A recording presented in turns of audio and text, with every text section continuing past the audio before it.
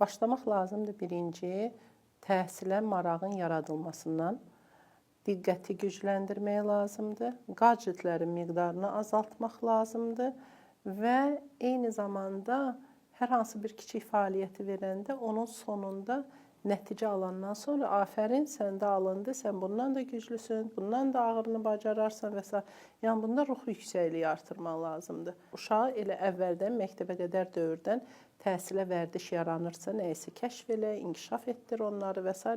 Get-gedə həmin vərdiş məktəbdə də öz yerini tutacaq və nəticədə insan artıq onsuz bacarmayacaq kimi bir təəssürat yaranacaq. Yəni uşaqda o tədris ağır olmaması üçün ona pillə-pillə getmək lazımdır, sadədən mürəkkəbə. Heç kəsi qorxudaraq heç nəyə məcbur etmək olmaz. Olsa da o nəticəsi xoş olmayacaq. Ancaq nümunə göstərərək, çünki ilk yaşlarda nümunə çox vacibdir. Valideyn özü oxuyursa, valideyn kitaba meyillidirsə, hansı bir ağıllı insanlarla görüşdürmək, hansı bir uğur qazanmış bir insanların yanında ən azı müəyyən bir söhbətlər aparmaq, bu hamısı ailədən gələn bir şeylərdir. Yəni bunu süni şəkildə eləmək olmaz. Ancaq tərbiyənin əsası bir sevgidir, bir nümunədir.